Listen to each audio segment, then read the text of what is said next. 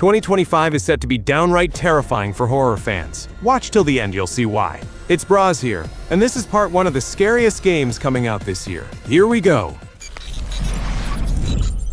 Directive 8020 is a sci-fi horror game where the storyline is entirely shaped by your decisions. Earth is dying, and the colony ship Cassiopeia, humanity's last hope, crashes on an alien planet. 5 survivors navigate through the wreckage, only to discover they're not alone. An alien creature capable of mimicking human form is stalking them. You'll be among your team, but determining whether the person before you is a friend or a monster will be a challenge, and this truly impacts the narrative. Sounds cool. Adding to the surprises, Hollywood star Lashana Lynch plays an astronaut leading the team through the ship's dark corridors, which resemble a rusty nightmare where every sound will startle you.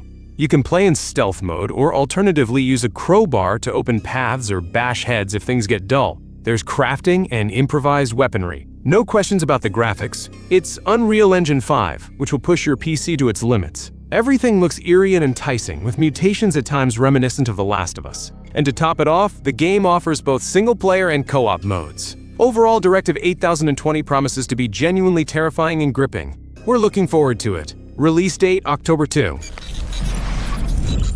Cronos: The New Dawn is a survival horror where time doesn't heal, it maims. The story shifts between a post-apocalyptic future and an alternate 1980s in Poland, stuck in the brutalist aesthetic of cassette players and dreams that will never come true. You play as the Traveler, an agent of a secret collective, tasked with rescuing key figures from the past before the future turns to ashes. Defeated enemies don't disappear, they merge into stronger monsters. Your job is to burn the bodies before they become something even the game developers wouldn't dare to show in a trailer. Locations are inspired by the Nowa Huta district in Krakow. Brutalist Soviet-era buildings coexist with ruins of the future, and the typical 1980s apartment blocks look like they've survived the apocalypse themselves. Polish inscriptions are everywhere, so make sure to open Google Translate to stay on track. The shadows here have a life of their own. The monsters resemble nightmares from the Thing movie, and the soundtrack blends synthesizers with folklore, like a cocktail of tears and transistors. The trailer is already terrifying. Let's hope the release doesn't disappoint.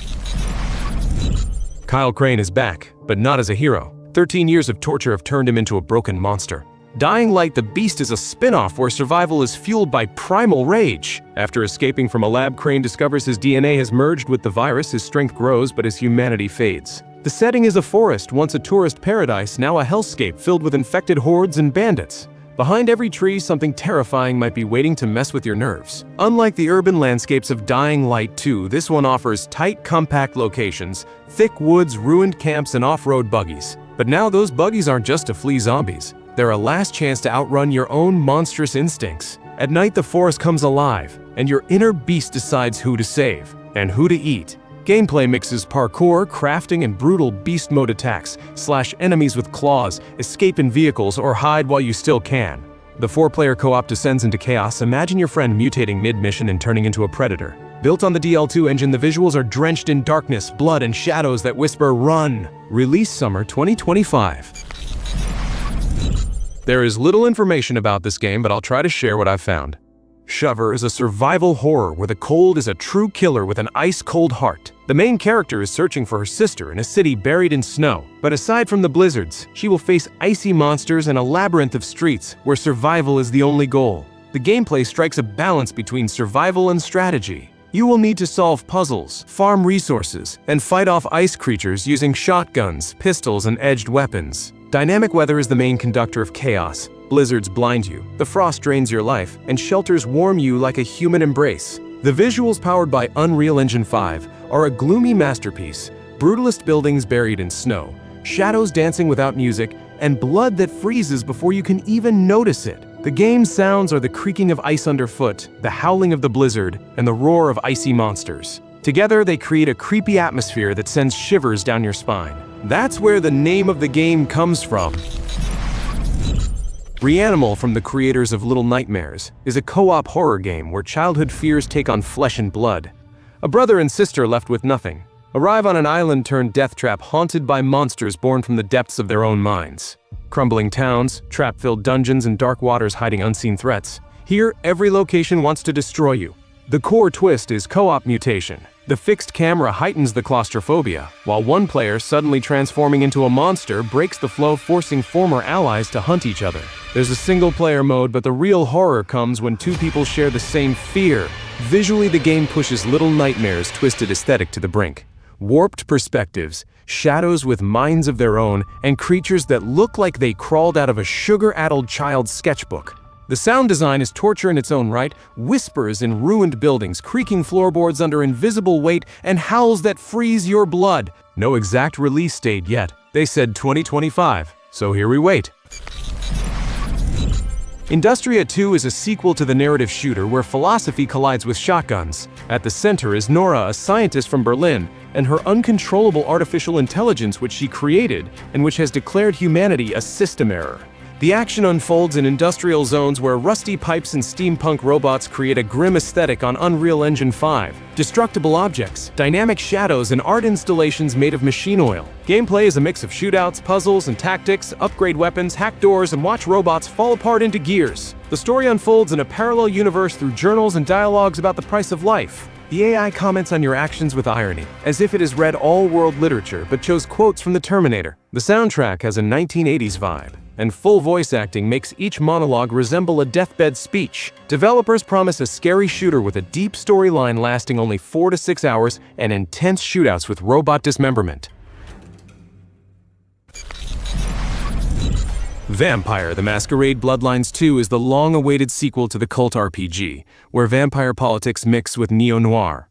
The action takes place in Seattle, where the player becomes an ancient vampire who has awoken after a 300-year slumber amid the clan war, a conflict for power that threatens the entire vampire society. The core of the gameplay is centered on vampire existence. Decide whom to betray, whom to save, and how to balance between bloodlust and the remnants of humanity. Choose a clan. Some rip enemies to pieces, others manipulate blood as a weapon, some slow down time, while others dominate the will of their opponents. The combat is quite fun, in my opinion. Close attacks, stealth strangulations, or psychological attacks that make enemies flee. Seattle here is not an open world, but a series of atmospheric locations. The sound acts as a narrative whip. Whispers from vampire advisors in your head, jazz saxophones in the hideout bar, and the screech of claws on concrete when something starts hunting you. This game clearly has no analogs, and it's definitely worth the wait. This is one of those cases where a cartoonish game can be scarier than ultra-realistic ones. Five Nights at Freddy's Secret of the Mimic is a return to the series' roots, with a new dose of mechanical nightmares. The action takes place in 1979 in an abandoned workshop where the player uncovers the secrets of the inventor who created Mimic, an animatronic capable of copying the appearance and behavior of its victims. The core gameplay revolves around survival through paranoia. Explore 3D locations, solve puzzles with surveillance cameras, and hide from Mimic, which learns to imitate your actions. Besides it, you'll encounter failed animatronics like Jackie, a clown with a crooked smile, and dolls whose eyes glow in the dark like two cursed flashlights. The visuals are retro-futuristic on Unreal Engine, semi-destroyed suits, rusty gears, and dynamic shadows that sync with your pulse, and the sound amplifies the anxiety, the creak of mechanisms, footsteps behind you, and Mimic's growl, reminiscent of rewinding a tape with the recording of your last breath. The story deepens the lore, revealing the origin of Mimic through diaries and burned audio recordings. Total Chaos is a survival horror where rusty minds and madness go hand in hand. The story unfolds in Fort Oasis, an abandoned town that once nourished hope but now feeds monsters. You descend into the mines, following radio signals, and quickly realize everything here is trying to kill you. The walls crack, monsters are born from darkness, and every step could be your last. The core gameplay is all about improvisation. You collect weapons from scrap metal in a makeshift way, a shovel of nails in a spiked club, and rusty pipes on a one-shot shotgun.